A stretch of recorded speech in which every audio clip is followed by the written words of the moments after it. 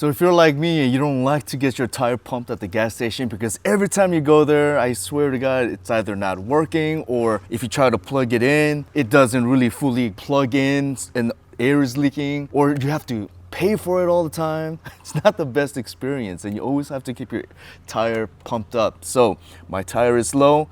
My Tesla Model 3, on the door it says 42 psi is what it's recommended. The maximum here says 50 psi. Make it more convenient by having a tire pump like this Lazfit Air. This one is more than just a tire pump. It's also an external battery. So you have a USB-C and USB-A out. You could use the USB-C input to charge this. It's also an external battery that'll charge your phone in case your phone dies out or your laptop dies out or any kind of device that dies out. You could use that for that. It also has a light. At nighttime, if you need to pump your tires, then you could also turn this light on. It has a blinking light, and it also has an SOS blinking light in case you need help on the side of the road. It comes with pumps that will allow you to pump this into just an inflator, like a big inflatable toy, or a bike, or a motorcycle, and things like that. And the cool thing is that you could preset this to what you want inside your tire. So I have this preset to 42 psi. Let's go and turn this on and pump this, and let's see how fast this thing actually,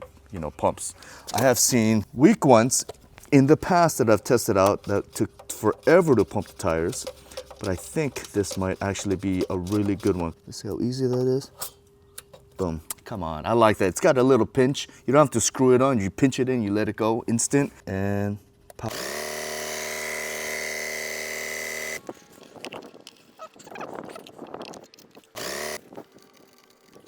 So guys, it was super quick and easy to put air in your Tesla using this Lazfit air pump. I got the discount code link below, and if you do buy from me, thank you so very much for your support.